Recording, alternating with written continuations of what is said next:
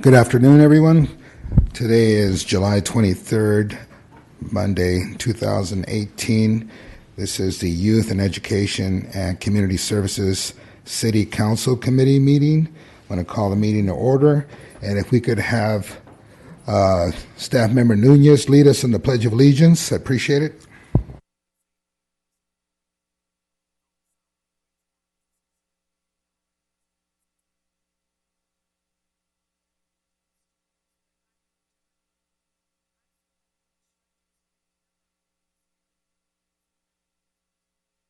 Thank you, everyone. Be seated. At this time, thank you, Mr. Nunez. At this time, I'd like to open up public comments. Do we have any public comment slips? We haven't received any? No. Okay. Seeing now, we're going to close public comments. We're going to go with item number one. So today, we also have Council Member Benavides here, and myself, Councilmember Juan Villegas, present, and Councilmember Tinajero is absent today. We are going to go ahead and begin with the agenda items. Item number one, which is approval of the minutes from April 23rd's meeting, 2018. Anything you'd like to bring, Councilmember Benavides? I'd like to move approval with comment. Item 6 on the minute agenda is on page 4.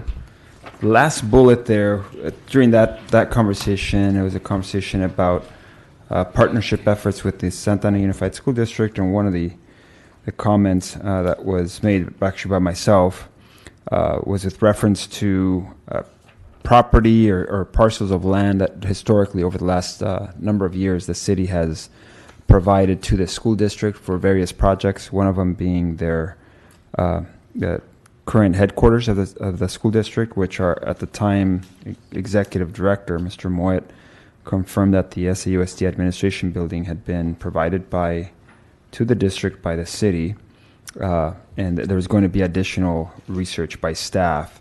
I think it's helpful to provide some context as we look at joint use agreements, the water tower conversation, where the district is looking for remuneration for that parcel. I think just provide some healthy or some helpful context. So I just wanted to remind staff that that's still something that's pending, and I'm hopeful we'll be able to get gather that information. And with that comment, I will go ahead and move the minutes. I also have a comment for page 3, which is item number 3, the last bulletin, where it says Councilmember Villegas indicated that park rangers need to respond. They need to have proper protection. I also stated that they need to carry firearms, so I need that to be added, need to be corrected. And with that, I second Councilmember Benavides' motion for approval. All those in favor say aye. Aye. Aye. Motion passes. We're going to go on to item number 2, which is the update on the city's pool. Can I have a staff on that? Staff member? Yes. Good afternoon, Chairman Villegas and Councilman Benavides. We have Ron Ono and Erindera Moreno.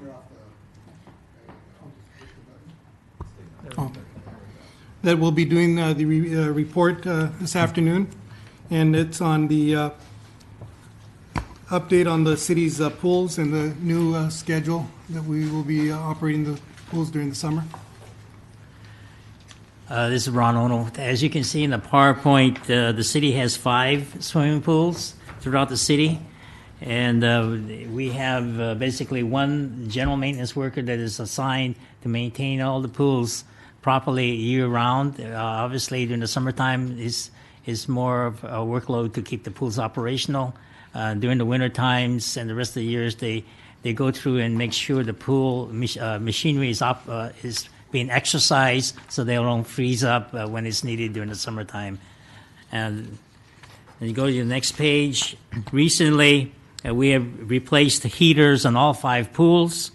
We've installed a variable frequency drive pump in all the 5 pools to help save energy. We've also installed handicap lifts in all the 5 pools, and also pool covers to keep the pool warm and save energy. And we recently recaulked Memorial Pool. On the next page, this year we have funding to actually replaster Memorial Pool.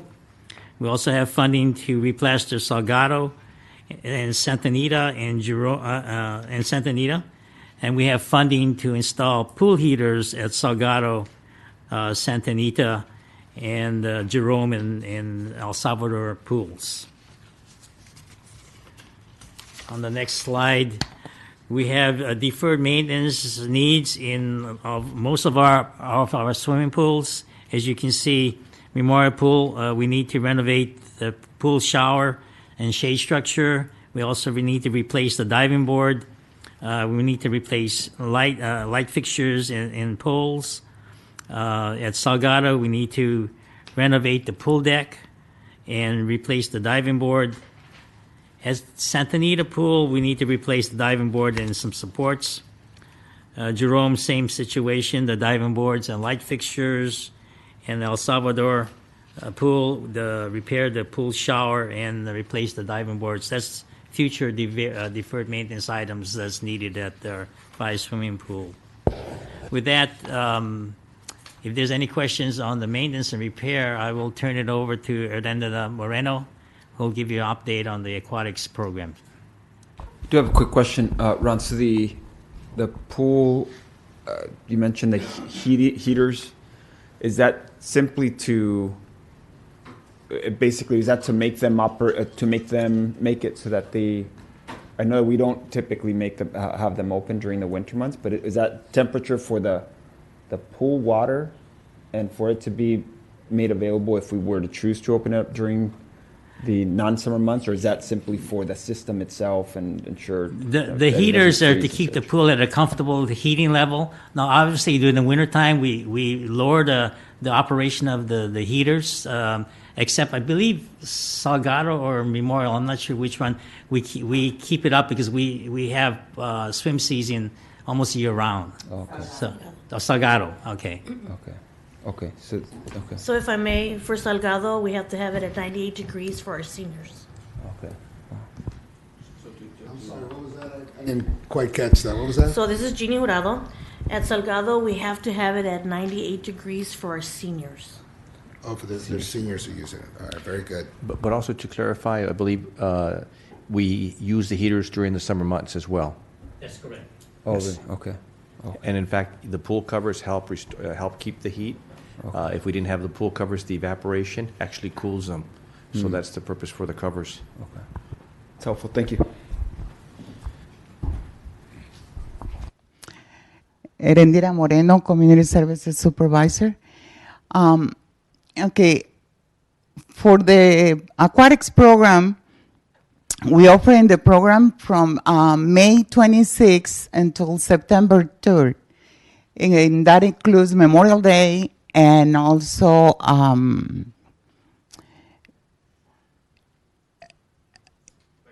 Labor Day. Sorry. And this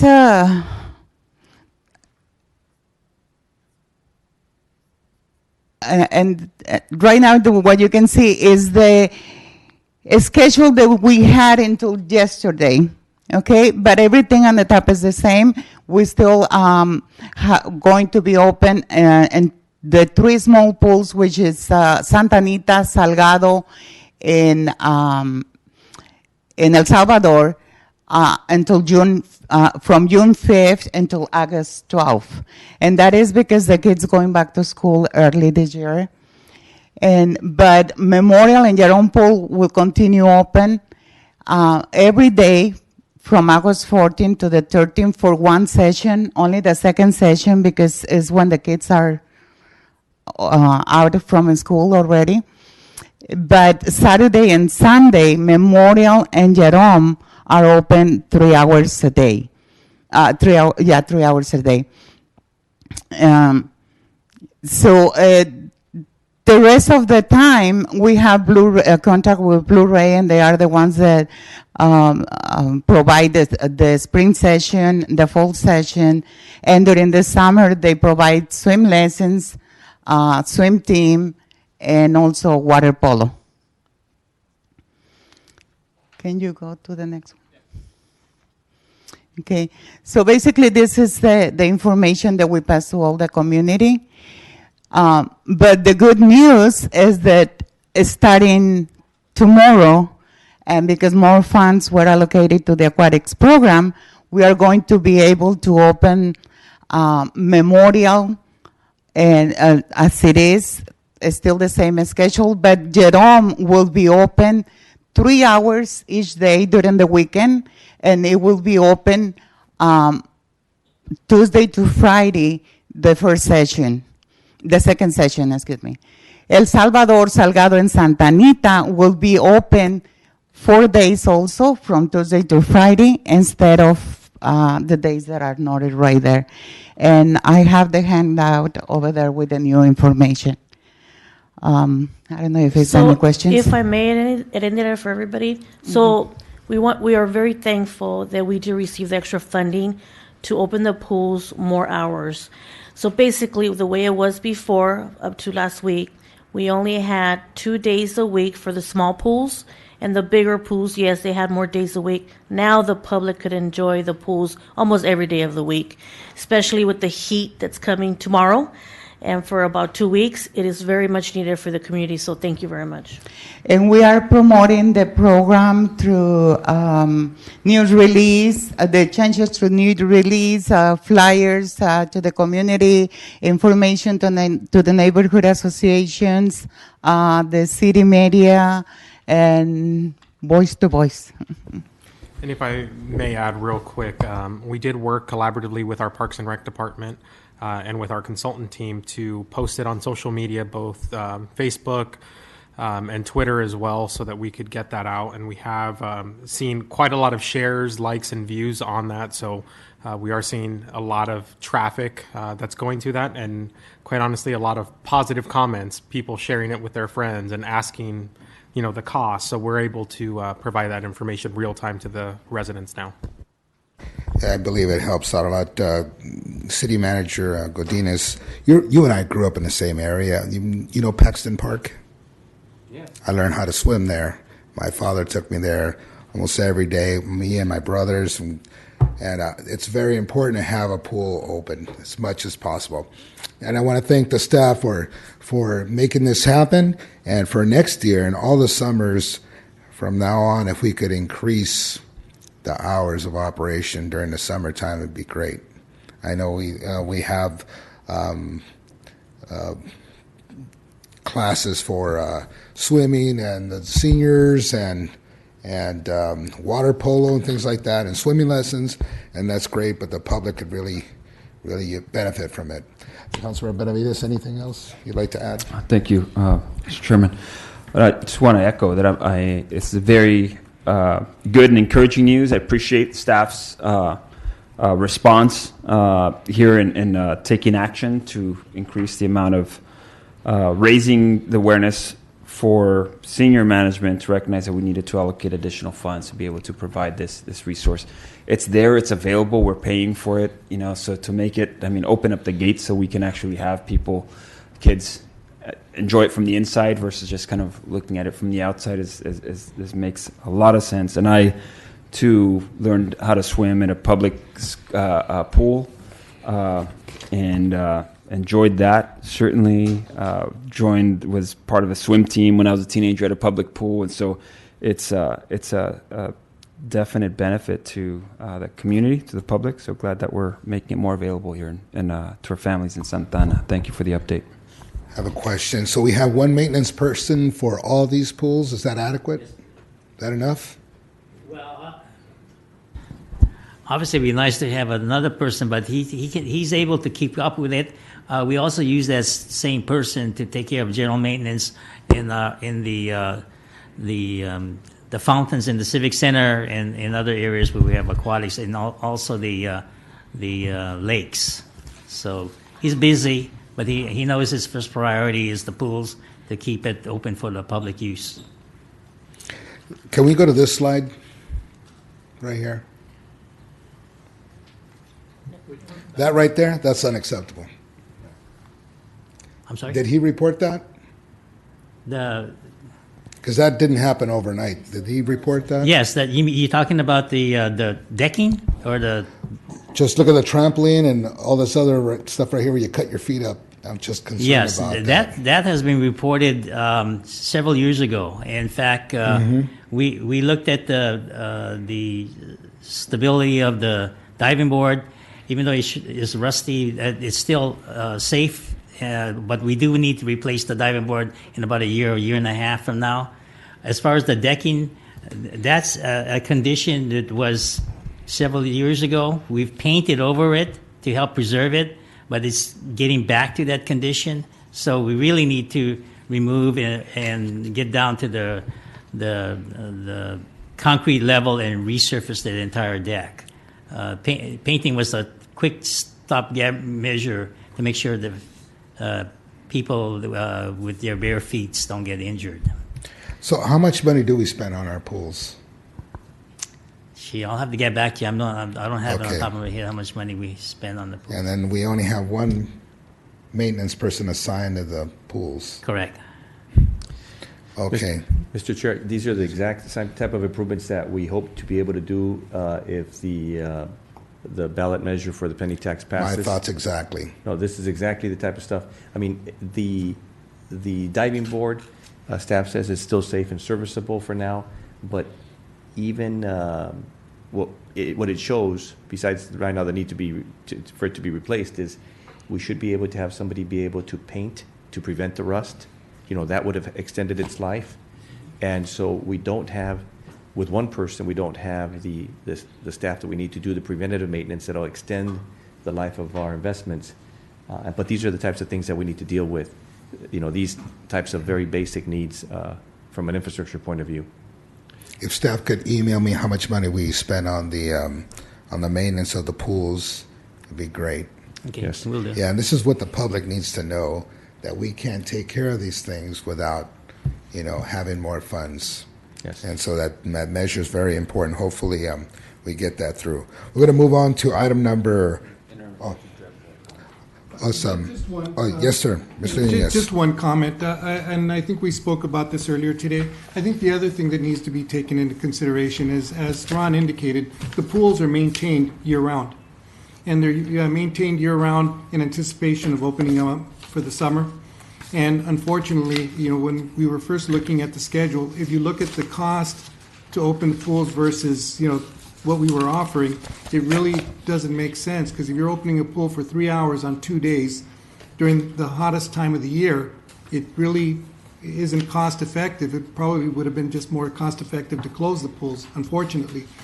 So I think that what the council has done, and wanted to thank the city manager, is that by opening the pools, it provides much more opportunities for the youth, and programs is one of the things that we really need to focus on trying to enhance.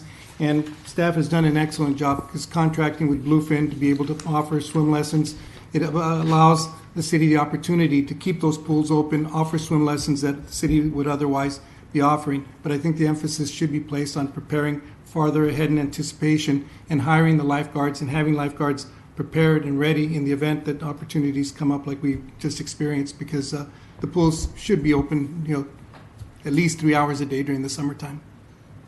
All right, thank you, sir. I'm going to move on to item number 3, which is the coordination of the citywide volunteer program. Yes, at this time, I'd like to introduce Stephen Pham, with our Human Resources Director and Risk Manager. And we're looking at our program, volunteers, how volunteers are fingerprinted and how volunteers are handled. And one of the things that, for consistency purposes, we met earlier and discussed what could be done. And Director Pham has a program in place that he wanted to introduce, and it's just in its very preliminary stages. So I'd like to introduce Director Pham, who will present the report today. Thank you. Good afternoon or good evening, Chairman and Councilman. I appreciate the opportunity. Thank you for the opportunity to bring this matter up. My staff and I have been looking at many programs that relate to HR and how we can streamline a lot of our activities and our processes. And one of them is, in fact, our volunteer program. As your HR director, I'm very concerned about the lack of continuity, lack of accountability, and frankly, the lack of structure that we need to bring people on board. In case you don't know, even though they're volunteers, but while they're here, they are our city employees. So when they do something wrong, we will be on the hook for their conducts and activities. And so I am concerned that we're not vetting our people properly. Volunteers provide great services to the community at no cost to us, but while they're here, we have to treat them as employees.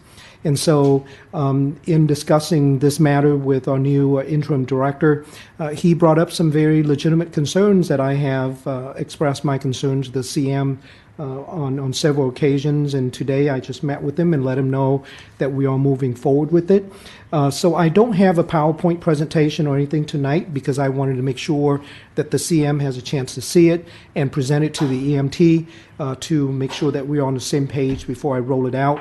But to my right is my one of my senior staff members. She will be the point person in putting the whole program together. But tonight, for you and the public, just a real quick overview. The objective is that all future volunteers will be fingerprinted.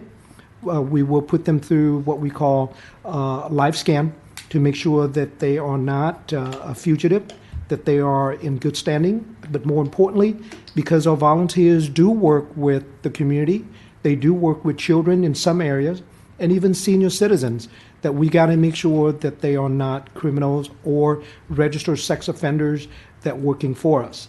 Again, I can't stress enough that while they're here, even though they volunteers, they our responsibilities. I want to make sure that they understand our rules and policies.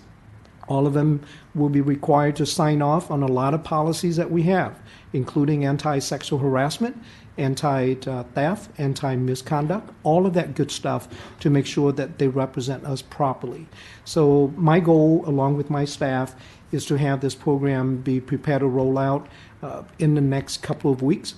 I'd like to have this program up and running by September 1st, with all of our volunteers be fingerprinted, and we make sure that they are legitimate people who they claim they are. Because in the past, we did hire some of our employees through the ranks of volunteers, and we want to make sure that we do it right from the beginning. Again, that's the concept, and my team and I are ready to answer any questions that you may have. Councilman Benavides. Thank you, Mr. Chairman. Thank you, Mr. Pham. A couple of questions. Just curious to what departments we currently have or we anticipate to have volunteers serving in. Just to get and then maybe how many volunteers. I know that at times, like one that comes to mind is there's within a PD, for example, police department, there's volunteers that serve there. I think mainly some of the seniors. And I've heard and understood that within Parks and Rec as well. However, if I can get, or we can get a general overview of what departments and just the types of work that our volunteers do, and if we have a sense of how many volunteers serve with the city, that'd be helpful. Yes, sir. Good question. Certainly, let me address the police department. The police department does have a healthy number of employees that are volunteers, if you will. Those folks are required to go through a very thorough vetted process. And that's a good thing. We should have similar standards. So to answer your question, yes, sir, PD is very open about that, and they need the volunteers. Other departments, certainly Parks and Rec, the library, and frankly, we have volunteers throughout the organization. Some departments have few, others have many. But every department's kind of bring their own. They don't have a thorough process or uniform approach to how we bring people on board. So right now, sir, I don't have the exact numbers offhand as to how many we have throughout the city, but I can tell you that we do have a lot. We also have volunteers that come in for one event, for example, one day, a few days, and those are the ones that we have to also come up with some process to make sure that we don't eliminate them from participating. But we're also looking at volunteers that are here on the regular basis, a couple of days a week, even throughout the year, and they provide great services, but we want to make sure we protect the organization. Yes, sir. Thank you. And I think it certainly is a good thing to have, one, a uniform process, protecting the organization, ultimately the volunteer as well, make sure that they know that they have a clear process for what's expected of them and their onboarding and such. I'm curious of perhaps, since we have some Parks and Rec staff here, if Mr. Nunez, one of your staff could speak to the types of volunteer roles that volunteers serve within the Parks and Recreation Department. Sure. This is Jeannie Jurado. Some of the volunteers that we have, for example, youth sports, we get about 200 per sport or 300. Girls basketball, boys basketball, flag football, etc. And those are live scanned already. That's a requirement. We also have our Catalina coming up, Catalina trip. Those volunteers also get live scanned as well. We have the centers, the senior centers. We have many volunteers there, anywhere from turning on the coffee pot in the morning and helping the seniors with their coffee, to serving lunches, to providing a class, possibly a class. We have volunteers that help kids with homework. We have, I could go on and on. The library has about 400 volunteers. Really? Well, a total library and Parks and Rec, we have over 1,000, I believe. And it depends on the season because of the youth sports, the tutoring, mentorship, etc. So volunteers are a key component in our department, especially when we have special events. 4th of July, Shakespeare, we really don't get a lot of volunteers, but we're okay with that. It's a smaller event. But when we have, remember over the years, Mr. Benavides, all the adopted parks, I remember one time or a couple of times having one day, multiple parks, we had over 1,000 in one day. Yeah. So you know this firsthand. Right. You always came out to the events and supported. Right. So it varies from year to year and season to season, but we cannot provide all of the services we provide without volunteers. Okay. I didn't realize there was that many, so it's quite a few. And when you say the youth sports, it's all of the coaches, the assistant coaches, all of those folks are considered volunteers. Okay, that's helpful. Thank you. Yes, sir. If I may add to one of the concerns that I have in terms of protecting the city is that even PERS requires us to follow certain guidelines when it comes to volunteers. In fact, we are prohibited from bringing on retirees from PERS to volunteer to do anything that is related to what they used to do. And the reason being is they don't want us to bring a volunteer back to fill a position where we then won't hire that position, and as a result, PERS won't have the pension that pays into the system. So, in fact, one of the questions that we will build into the system is we want to make sure that they're not a retiree from the PERS system. Now, they can still volunteer, but they cannot volunteer anywhere near what they used to do before they retired. So all of this stuff, we need to make sure that we have guidelines to protect the city. Yes. Councilman, also the zoo, I know it's part of the Recreation Department, but they also rely very heavily on volunteers. I met with the manager out at the zoo site, and he did indicate that volunteers are a very important part of their program also. If I may close it out, my staff will give you an idea in terms of some of the things we have in place that move forward. Good evening. This is Tanya Naries. I'm a senior analyst assigned to Parks and Recreation. So I did ask some of the staff to provide us with some numbers, and again, it's about over 1,000. We have one-time events that go on throughout the year, which can come from asking for 10 volunteers to 300 volunteers. So there is a high volume of volunteers that are coming through our organization. In addition, based with Stephen, we were talking about a policy and procedure we would like to put in place and a general application that all our volunteers will be completing. We will be the centralized department, which will be intaking all of our volunteer information. So our departments will be able to contact us and say, we need a volunteer, and we'll say, here's a list. We've been pre-screened, and here's a list of candidates that you may select from. So we're trying to come up with a streamlined process for our departments to utilize, so that would be in the best interest of our departments and our community as well. I have a few questions for staff. Very important to have the live scan. I totally agree with that. We need to protect our community from sex offenders, from people who prey on our seniors, from people who commit fraud, identity theft, all that good stuff, because they have close contact with the community. So I have a question. When we hire someone, we have the live scan, and we do that as you have a volunteer. Is that live scan on file with us? Do you do it every year? Do you update? What's the process? So, Mr. Chairman, the plan is going to be very similar to how we treat our regular employees right now. We'll do the live scan, and once they on board with us, we will keep the information for one-time live scan. Now, let's say the volunteer worked with us for about 6 months to a year, however long they stay with us. But if they stop and then didn't do anything for us, and then 6 months later they come back and ask to join us again, depends on their position, we may ask them to go through another live scan. Again, it's all on a as needed basis, but we will make sure, like you said, we have the right people working. So yes, sir, the live scan will be capped with the agency. It won't be disclosed. Either you fail or you pass, and then we'll just bring people on based on that. I know at the police department or at the sheriff's department, if someone gets arrested and they work for an agency, we notify as a courtesy to them. But for a city employee, like say you got someone from Parks and Recs or what have you, non-law enforcement, at times I found myself calling that city or that county and letting them know that, hey, this person, even though they're innocent, they were arrested for such and such.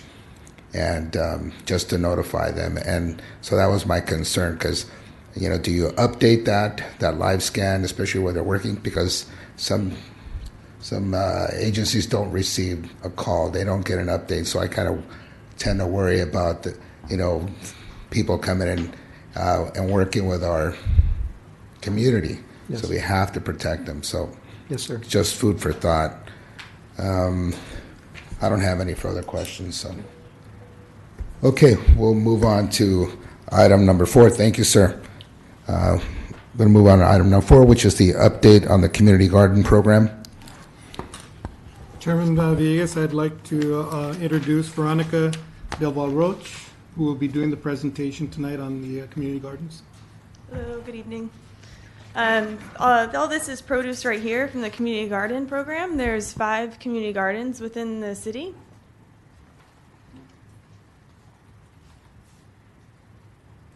All of them are open to the public. They're all welcome volunteers and participants to the workshops we hold. All the gardens offer free workshops to the community and opportunities to volunteer as well. These opportunities are for all ages. We encourage families to come, garden, learn about gardening, or share their knowledge about how to grow traditional crops.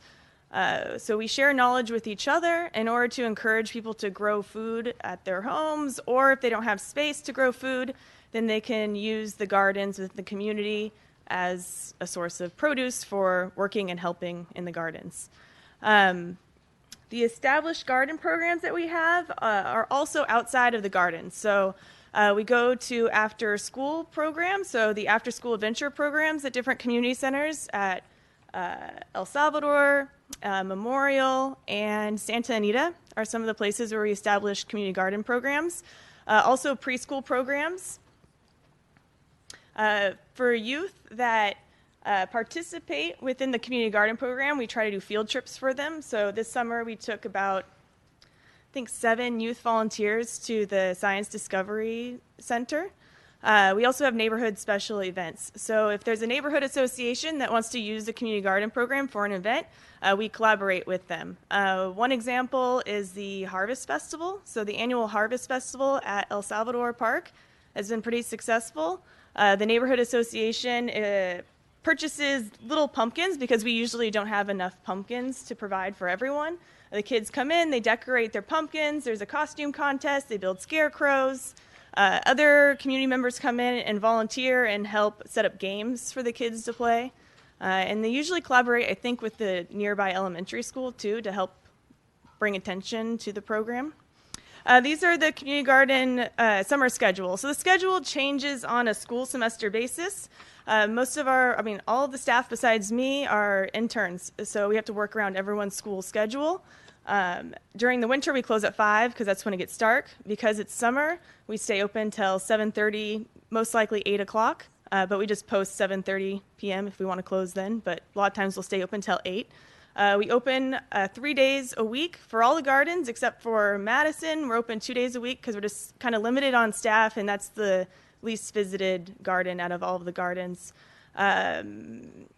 And then we're also open the first Saturday of a month during the summer months because it's just too hot to be working in the middle of the day. But on those Saturdays, we've started to host workshops, like more focused workshops.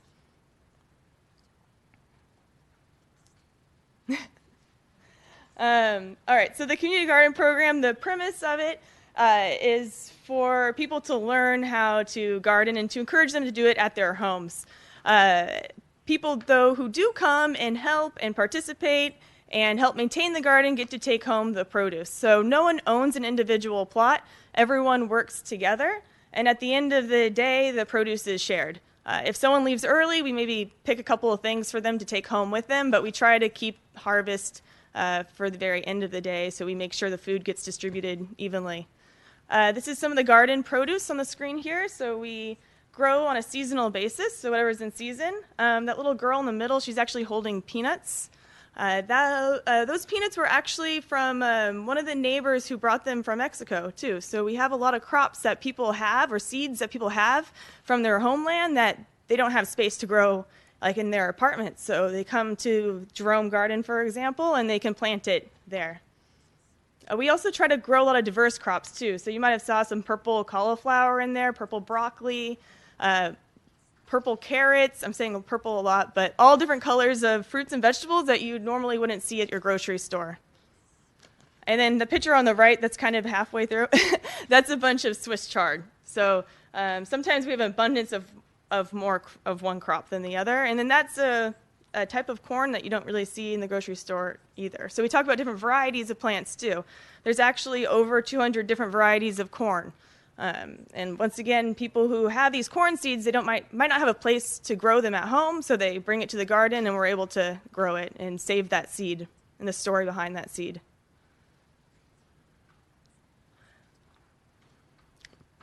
All right, so these are the more focused garden workshops that we have on Saturdays. The workshops we provide during the week are more general, informal, because people come in and out as they please.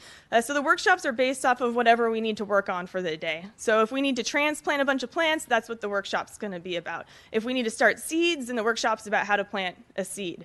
On Saturdays, we've started a more focused workshop since we're only open at each garden one Saturday a month. So we recently had build a vertical garden bed from a pallet. Stores actually has a lot of pallets that they normally throw away, so I've been able to pick some up from there. So we had that at El Salvador Community Garden, and then recently on this last Saturday, I did one at Roosevelt Walker, the brand new community garden. The next one will be how to collect and save seeds and about composting as well. So this is some pictures from the free workshops. This was at El Salvador Garden where we built a raised bed or a vertical bed from a pallet. Here's a workshop on collecting seeds at Madison Garden and also transplanting plants. So they're collecting cilantro seeds and sunflower seeds. And this is... Could I stop you right there? Yes. This is Jeannie. You know, Veronica was part-time with us for many years. And recently, how many months have you been in your position? 6 months. 6 months. She's our rec leader that was recently hired. Also with the one that was recently hired for Roosevelt Walker. Her background is a master gardener. Right now, I'm going to have her explain to you the orange, what that is. Very resourceful. Also explain about the camels. Yeah. Thank you. All right, so that's actually our compost pile at El Salvador Garden. And the little brown circles right there are actually camel waste from the Santa Ana Zoo. And so we use that as fertilizer. And the orange and red are carrots and beets from Jugos Acapulco, Cancun Juices, and Jugos Vallarta.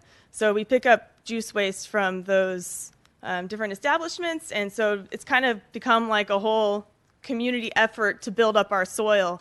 We also take free food waste. We take people's food waste from the community. So we just tell people if we're not open, just toss it over the fence and we'll know what it is. So we do have quite a few. Sometimes we'll find bags of rotting food, but we tell them to do it. So and then we'll just add it to our compost pile, and then we add hay on top, and the hay comes from the Santa Ana Zoo also, and that's the preschool program on the bottom right there. Adding hay to the compost pile at Jerome Park Community Garden. This is how many participants and visitors we've had since January. Altogether, we've had a little over 2,000 visitors and participants. So visitors are people who maybe just walk in, want a tour, but it's their first time coming. So the first time is different than someone who's come multiple times. The participants are people who've come back, at least as the way this data is showing. So adult visitors, adult participants, youth visitors, and youth participants. And this is on an individual basis.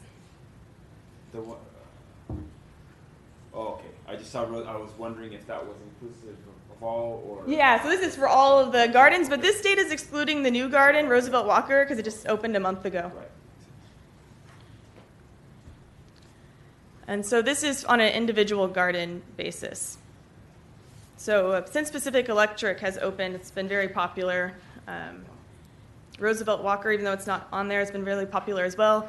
Madison's the only garden where it's hard to pull people in or get people's attention. And if I may, what is the reason? The safety, right? Even the staff? Safety, and then it's kind of hidden too because it's not on the street. So El Salvador is it's right next to the handball court. It's a very active park, especially after 5 p.m. Lots of people in that park. No one really goes to Madison Park, partly because it's not very safe. It doesn't feel safe at least, and it's hidden too. It's not people. The playground is on the other side of the park. So if families are going to go, they're going to go to the playground and maybe not notice the garden in the back. But it's in the back because it's connected to the school.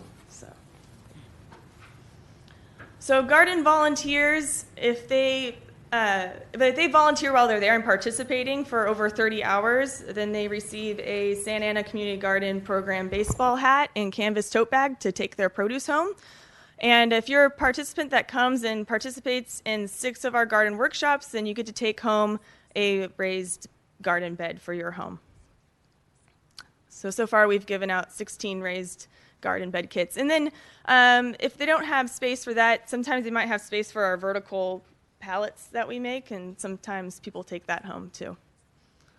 This is Jerome Community Garden, so I'm just going to show you pictures of all 5 gardens now. This is the oldest garden within the city. It was first established by a nonprofit, and then the city adopted it 3 years ago. But this is the most established, kind of the most character, I think, because it's really built by the community. Madison Park Community Garden, this is the first garden that the city built. This was about 3 years ago, and this is the one with the joint use program with Madison Elementary School. El Salvador Park Community Garden on Rate and Civic Center. This is the one where the Neighborhood Association puts on the annual Harvest Festival. This was the 3rd garden built by the city. And this was the 4th garden built by the city, Pacific Electric Community Garden. Now that garden is completely full of vegetation, but the last picture I had on file was that picture, which was probably about 2 or 3 months ago. And this is Roosevelt Walker Community Garden, the garden that opened a month ago. That's connected to the new community center. Huh? Oh, yes. And that's the one with the aquaponic system. Roosevelt Walker, yeah. So Roosevelt Walker has an aquaponic system, and that's where you incorporate fish and water. So it's a combination of aquaculture and hydroponics. So growing food with water and with the assistance of fish in their fertilizer waste. It gets pumped through the system, and the bacteria converts the waste into plant food, and the food takes up the nutrients and then cleans the water before it goes back into the fish tank. No, because there's a little bit of an issue with the ground. So once we filled up the water and the pebbles, it sunk. And so we almost have all the pebbles out, and we're going to put slabs underneath it to help level it out. If I can add, Gerardo Moet wanted to put an aquaponic garden in one of our park sites, and we actually felt that Roosevelt was the best location since it's right next to a community center, all completely fenced in, and the fish, hopefully the fish will be protected and not disappear on us. But so that would be the most logical place to put in an aquaponic garden. And I believe our last slide, but nature found in the community garden. So one of the benefits about having the community gardens, it really is a nature oasis. And I always say that because I see all different, like one day in the garden, you'll see 3 different types of butterflies, you see caterpillars, praying mantises, and a lot of times it's fun to be there with little kids because they notice things you just wouldn't even recognize. Like the praying mantis in that last photo was a baby about this big, and I didn't even see that until probably like a 3 or 4-year-old was like, what's that, you know? So that's kind of fun. But that's another praying mantis on the right at Madison Garden. And on the left, that's actually an exoskeleton of a grasshopper. So you get to talk about life science in the garden too. So you kind of introduce hands-on learning experience about life science, and they get to see exoskeletons, and you get to explain what that even is and what that means. It's a skeleton on the outside, and they grow out of it. And that's all. That's the community garden program. Any questions? Any questions? Councilmember Benavides? Thanks, Chairman. I just want to thank you for the thorough workshop update. Some of the questions I was jotting down, you covered from the locations to the type of learning, the type of workshops, number of people. So very thorough and appreciate that. And it is, we talked earlier about the pools and how it's just important to be able to make them available and accessible, and the recreation piece. And I've got a couple of other thoughts around that. But the other element of education, of looking at nature, and I remember for a number of years I had Saturday morning work office hours over at Jerome at the Southwest Senior Center. So I remember just going out a number of times, going out and connecting with the neighbors at the Jerome Park Community Learning Garden, and seeing whole families and seeing some of our neighbors who've done agricultural work back in their home country, and just bringing some of those skills and knowledge and the intergenerational exchange, the younger kids learning from the older and the seniors, and also it's a very exciting, a unique offering in an urban environment. Just still being in touch with nature and with organic foods and such. So I'll have to come to some of these workshops, see if I can gain a green thumb from it, and see if I can start doing something at home, composting one. And just the other, the elements of that's very innovative and interesting, and a great thing to go to the different restaurants and use the natural or the food waste there to turn it into compost. The connection between the zoo and the community garden. So this is excellent. Great work. Thank you. Thanks. Thank you very much for your presentation. Wonderful work. We're going to move on to item number 5, which is Godinez Joint Use Agreement update. If I can get staff on that, please. I'd like to introduce Enrique Marban, who will be presenting on the providing the Godinez Joint Use Agreement update. Hello, everyone. Enrique Marban, Community Service Supervisor. Quickly, last time we had a meeting, and we recently, if I'm going to go by the notes here, the update for Godinez High School Joint Use Agreement on Sena Unified staff and city staff met on June 26th. Am I too tall? Am I too short? Santa Unified School District staff and city staff met on June 26th. Both staff from both entities discussed and evaluated the current reservation process. We both agreed that we will continue using the same current process with a minor modification. And that modification was mostly from the district staff. Upon receiving requests by city staff, Santa Ana Unified School District staff from the Civic Center Department would directly submit Godinez High School gym or performing amphitheater request into their civic permit database for administration approval. Godinez High School administration will have 7 days to approve or decline activity. This 7-day period was instituted by Santa Ana Unified at all other school facilities approximately 10 months ago. So again, from our portion, there is no change. There are changes from the direct process that they take. Again, we met, we discussed thoroughly how the process proceeded, and we realized that I think a little bit was they needed to improve a little bit more because of the length in replying back to us. Yes, your reservation is approved. Let me go on to the next item then. Santa High School vending at Santa Stadium. Again, currently, Santa High School Athletic Director recently reached out to Orange County Health Department to begin the process of obtaining necessary permit. Once the permit is obtained once permit is obtained, Santa Ana Stadium staff will make the recommendations with Santa Ana High School staff. Again, they're still interested in vending at our facility. We are open to that idea.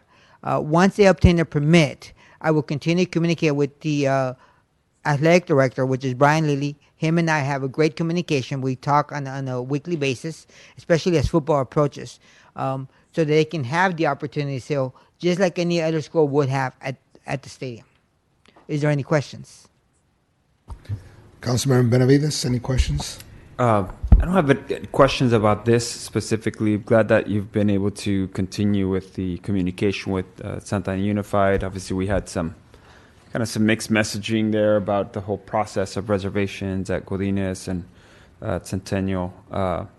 Hopefully, that continues to iron itself out. What I do have as a request of staff, and perhaps from the city manager, you might be aware in the loop, but the school district is going to be placing a bond measure on the ballot come November. From what I understand, it's primarily tied to improvements at various schools, athletic facilities being one of those.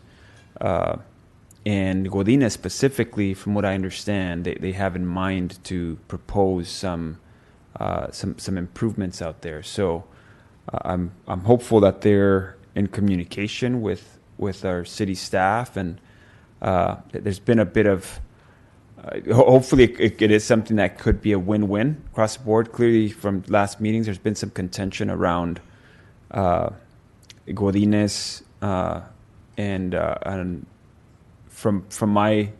from neighbors' feedback and from my own perception, somewhat that the school district encroaching upon a public park or trying to or being interested in putting fences and kind of taking more ownership of the time of the use of these facilities and such that are intended to be parks facilities. I think it's important that we remind them that it's Godinez High School at Centennial Park. However, that said, if we're able to iron out and more intentionally recognize that it is a park facility and that the school can benefit from it if there is clear benefit to the community. A pool, we talked about pools. I know one of the interests they have is to potentially have a pool facility. I believe that we also have at least one field, if not two, that are not, or we don't have turf, whether it be natural or artificial, where it's predominantly dirt at this point. So there's some deferred maintenance or some need for maintenance, and I think they might be interested in providing some funds to be able to make some of these improvements, which, if done well and clarified, and basically my concern is that they would be looking to do that and ultimately in a couple years come back and say, hey, well, we paid for it, so it's really, our space. It's our, so then we lose even more of the park. So if we're going to enter that type of agreement, we need to be very careful, learn whatever we did, take from some of the current Centennial or school district city joint use at Centennial around Godines now, learn from how that worked and the tension that we're having now, and see how we can make sure to address it going forward if we were to, again, look at some of these improvements. But frankly, at the same time, if it's not going to work and we risk losing some of this park, not only would it be detrimental to our community, but it also, I saw some communication from the National Park Service where they're watching this very, very closely. And I think, frankly, kudos to the community members who have gone out and reached out to them, because there are clear conditions and covenants that are spelled out. And again, ultimately, the Park Service is saying this is a park, and we need to make sure to protect it that way, because we don't want to lose it at the end of the day. So just some feedback. I just hope that we're watching that and we're thinking through how we're going to address this. Go ahead. Well, Mr. Ono has actually been on it. He's been talking to Chris Schmidt, who's actually brought it to our attention. So Ron has actually done some follow-up, and he has been in communication with the National Park Service, and I think Ron can kind of update you in regards to where he's at and what's come from those Thank you. conversations. Yeah, just a follow-up. Saw the email from Chris Smith and made contact with not only the National Park Service, but Owen Williams from the San Antonio Unified School District to make sure we're all on the same page. And the National Park Service indicated they didn't give any approval of the proposed plans at this time. Any proposed improvements on the school or park site needs to go before the city staff first, and the city staff needs to submit that to the National Park Service. So that's their basic position. I've talked to Owen Williams, and he's indicated to me almost the same thing, that these are conceptual, just to get their bond measure through. This, by the way, this is the first time we've actually seen a concept plan of what they're proposing. So we were able to see that. We haven't made any comments yet, but any proposal that they make really will have to actually, end result, come back to the city council, because we would have to modify or amend the agreement if the council desires to go that way. And we also would need to submit any modification to the proposed school park site to the National Park Service before we can even proceed, because it affects our deed conditions. So I know that there's a process. I just we're dealing. That's one. We're already dealing with one with the Rancho Community College District. We've already submitted, and I think I've been very clear from day one. I don't believe that that's optimum, that the use of Centennial, of that space, is a couple of acres for the Centennial adult education. I think there are other places, even on the Centennial Park property, that is designated education, where it would be better suited, or perhaps even elsewhere. I just want to reiterate that even though there's a process, I feel like we've gone down a process where we've already, in essence, given the green light to the college district. My concern is that we would do the same and give the green light to the school district, and ultimately jeopardize, losing even more. Centennial is our own, somewhat. It was at one point a regional park. It's closest to this is the largest park we have in town. I mean, it's our Santa Ana's own little mile square, if you will, or if you look at, we have so many other cities that have well amenitized large parcels of land for park space. This is it for Santa Ana, and I just feel like we're giving it away to a certain degree, and so I just caution us, from that, and ultimately, you all as staff, you are the you've got the council members, but some of us, we're here for a period of time, and we're moving on, and you are who ultimately are going to be entrusted to ensure that the people's interest, the residents' interest is guarded and protected for future years and generations. So I just want to use the last few months of voice that I have here at the seat to remind us of that and remind you that we're trusting you all. How long has Godinez been there? It's been about 10 years, perhaps. 10 years. So you were on the council back then? I was not. No, You so were I on the was council. I was Yeah. a neighbor watching. I totally understand where you're coming from, Councilmember Benavides. If you're all finished on now. It's longer than 10 years. Longer than 10 years, yeah. Probably more than 15. Yeah. Yeah, it's been there for a little while. So, I have a great concern also about giving away our park, but I also have to weigh the safety of our students that go there because they belong to us. But at the same time, we have to kind of find a way to keep them safe, at the same time be within the guidelines or the restrictions of the federal government. And I know they're watching. I read that thread. I'm not one to inclined to comment on things like that when I read it. And I know that one individual, I don't even like to name him, just that concerned member of the public that is digging into this, and I get it. I understand everyone's right to speak their mind and look into this, but at the same time, I am concerned for the safety of our students over there. Now, this happened before us, and I don't know if the school wants to. And if we can't do a fence, then they'll have to put security out there. I mean, they're the ones that brought up the safety issue, so I'm surprised they're not doing that now by putting security out there while the children, the students, are out there on the field, and they brought that up. And so I think they should be addressing it right now because nothing's going to get done overnight. And those are my comments. But I do agree also with you. We need to try to maintain this, but at the same time, we have to protect our students. So whoever decided to put the school there, well, it is what it is, long before me and before you. Okay, so we're going to move on to committee member comments or any future agenda items that we were asking. Councilmember Benavides, you have anything? Thank The you, next Mr. Chairman. meeting is in October. Wow, that's weeks before I'm given the boot. So let me bring up a couple of items. I think some of you we talked some about a variety of different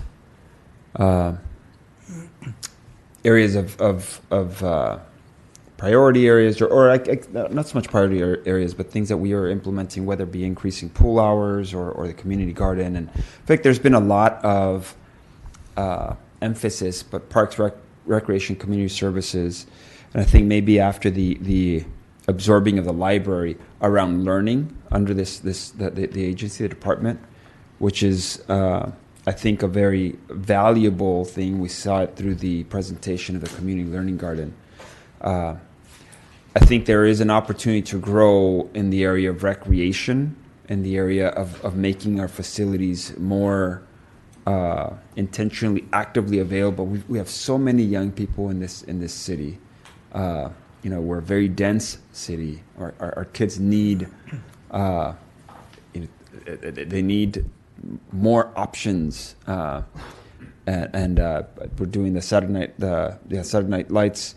Or summer night lights, which is a great thing. I think that my hope is that that's a step towards that direction of us continuously looking at what we can do to more intentionally just add, in some cases, and we do have the youth sports and the programming. Sometimes kids just need a place to go hang out, like just. I remember back in the day when I was a kid, I forget what they're called now, but just like these very simple tables, like gaming tables, where you can either play checkers, foosball, but even where it was like a little tripod type thing. There you go, exactly. Where those things like they're fold them up and put them away in a room and pull them out, and 10 of them won't take much room at all. Yet you have, a handful of kids gathering around them. Right now it's summer, lights, it's out, the sun is out later. Anyway, I just, it's basic things where just that would draw kids and would make it so that there's a safe place for them to be. So, I just, that's my request, is that we intentionally look at how we can build more of the recreation piece into the Parks, Recreation, Community Services agency. Not necessarily mean that we have to reduce any of the priority around learning and such. It's also very important. But I do think that there is a much more that we can do around some of these basics around recreation. On that theme, skate parks is something that, again, a simple way for us to provide alternatives and opportunities for our young people. Frankly, it's something that not only I've been, this has been one of my recurring themes, but not only mine. I know Councilwoman Martinez, Councilman Tinajero, we have other council members, Councilman Villegas. We've talked about looking at developing these simple. They don't have to be that extensive. It doesn't have to be a multi-million-dollar or even $1 million project. Anaheim, one weekend, or within a month, they opened 3 of them, I believe, within a month's time. Obviously, they planned them out. But they're in their existing parks. It's a space no bigger than half of this room, less than that. And it's just one of the additional amenities in the park. They already had a playground. They already had a number of other things, fields. So I know that's one of the things that we've been trying to prioritize. I just want to remind us of that. Along those lines, though, however, accessibility to these facilities is important. I know that when the Water District came out and addressed us a couple months ago, or a couple of meetings back, they listed the number of improvements that they were requested to do. One of those was a fence around the skate park at Centennial, an additional facility. I know in previous management there was this sense that we needed to have a staff on site at skate parks, and we needed to have additional and maybe higher fencing. That's counter to what we're seeing. Again, I use Anaheim as an example. There's a number of other facilities within. Taking my kids out to Stanton Park, they just did a big project out there. Anyway, a number of different parks where they've added these elements, and it hasn't been the sense of let's regulate and overregulate and make them restrictive and make it more difficult, or make it, it's actually been, again, counter to that. So I would like to get an update on that fence that I saw listed on the Centennial Park improvements that the Water District was going to be funding. I also want to get an update on, I know at Birch Park we also talked about a fence, and I remember when we moved that item, I did bring up the concern and question about what the design of that fence was going to be. Again, these are the people's park, and I know we're wrestling with other folks coming in and loitering and such, and want to make it safe for the seniors, but we also don't want to send the message that it's some type of exclusive space that is not available and open to the community. So there were supposed to be some renderings or something around that fencing, and I'd be interested in seeing that. And then just the overall theme of making our parks more, or just ensuring that we continue to make our parks inviting. And that goes along with the whole Godinez comment that I made earlier with regard to, I understand safety is an issue and concern. However, if that's really that significant of a priority for the school district, then they really should be staffing their personnel, their security and safety personnel, to be there and be present. And the last item I have for tonight is I would recommend us and advise us to. We have a youth commission. Again, we're very youth concentrated city. The way I see it, we have a tremendous potential in the city. A city of promise. When you think about the tens of thousands of young people in this city, we have a youth commission. I know we intentionally provide funding from the budget for the Youth Commission.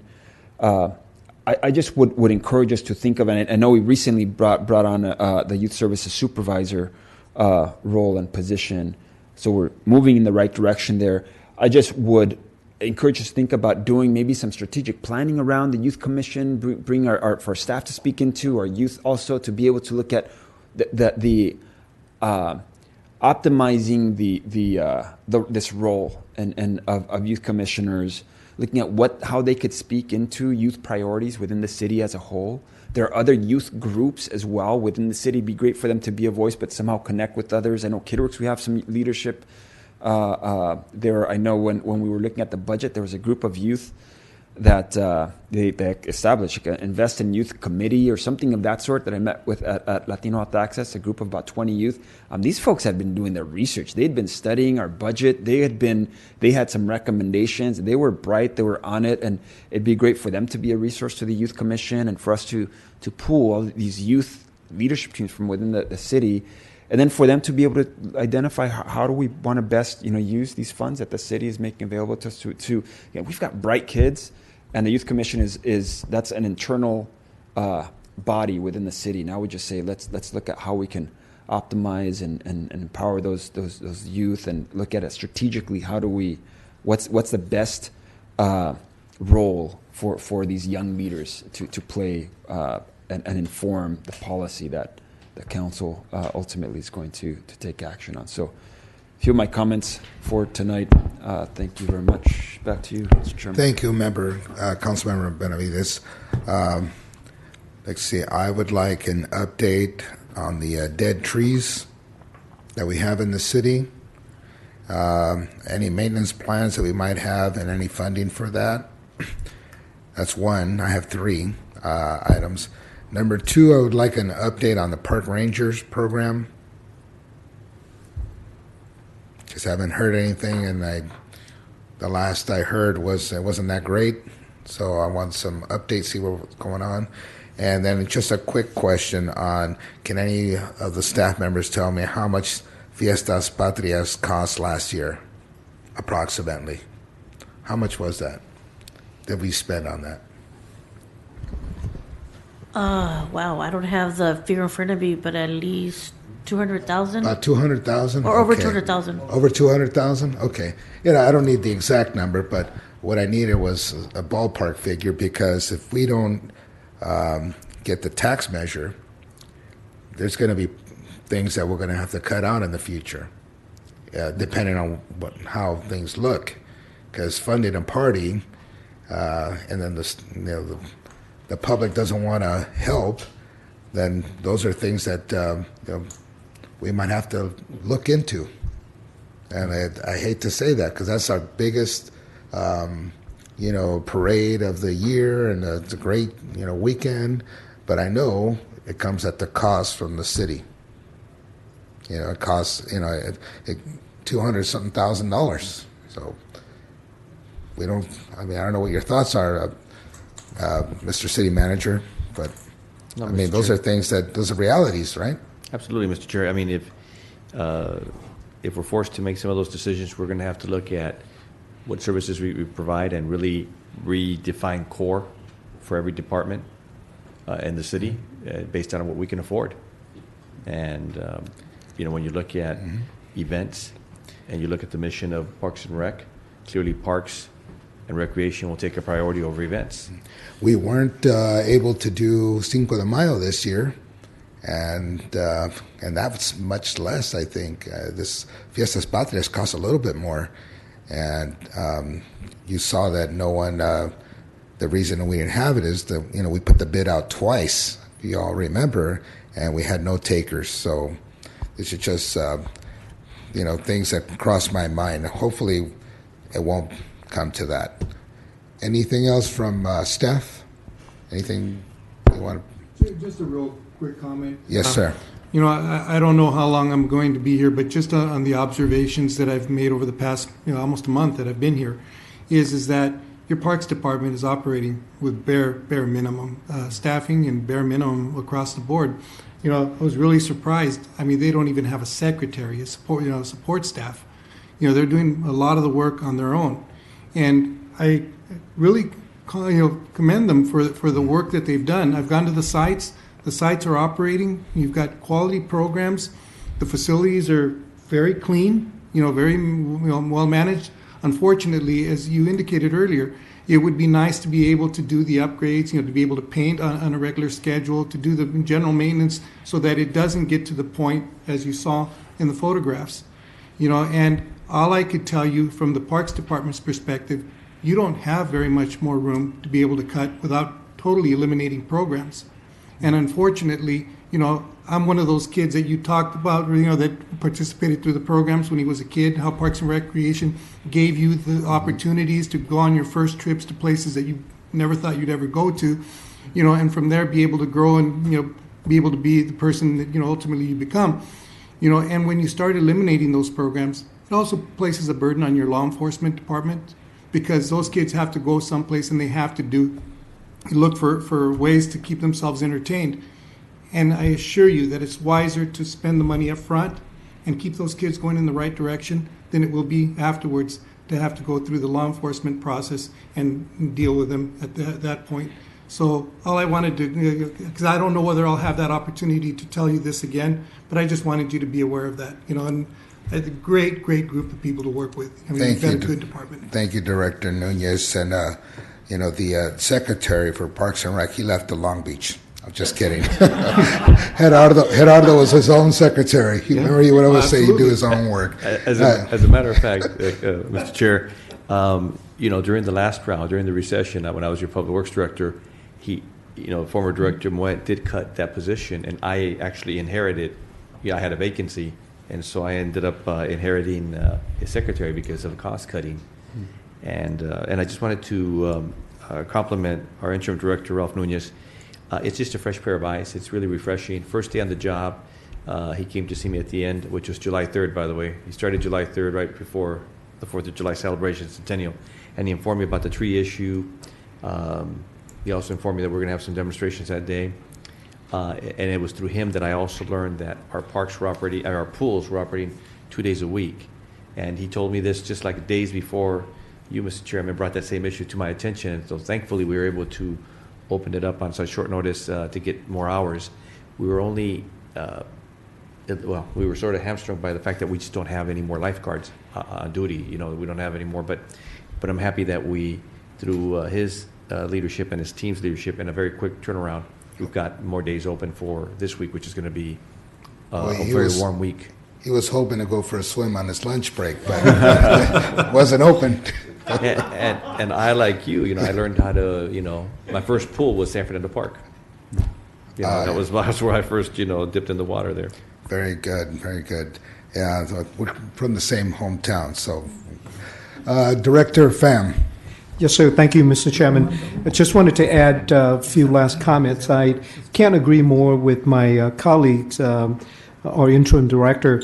As your HR director as well as your risk manager, I can tell you that we have a lot of needs throughout our organization, and I see within our parks we have a great deal of liability, and that's where my job comes in. Ralph met with me, and we immediately agree on so many issues that we have to address. And as I shared with you before our meeting, and I share with the city managers, that my concern is while we trying to save a few dollars at the front, we ended up paying a lot more at the end because of the liability that we have been dealing with for years. In fact, since I've been here 3 months ago, we had to settle a few claims that had we spent the money up front and then took care of these problems before they become issues, we would not be paying hundreds and hundreds of thousands of dollars in damages and liability. And so the new director arrived, pretty much support what I have seen. It's just right now what requires us to do is shift our priority. And I know the city manager has agreed that we have to look at some of these things. But as a risk manager, I see significant exposures from our parks, from our trees and sidewalks, and even the pools. I did have a look before a lot of this came out, and my first thought was we have a lot of exposures, and this is not fair for our kids in the community. But again, it's come down to resources at this point. Thank you. Thank you, sir. Anyone else from staff? Councilmember Benavides? Thank you, Mr. Chair. I just wanted to ask, for a follow-up at the next time we meet up on a couple of those items that I mentioned with regard to recreation and looking at how we can potentially expand activities, basic activities for students or for our kids out there, the youth commission, and just looking at the whole, how we can strengthen that commission, its role, whether it be starting through strategic planning or something like. And then basically I'm just thinking around just any input, things that can be done by staff and or policy suggestions that you might make for council to be able to support those areas.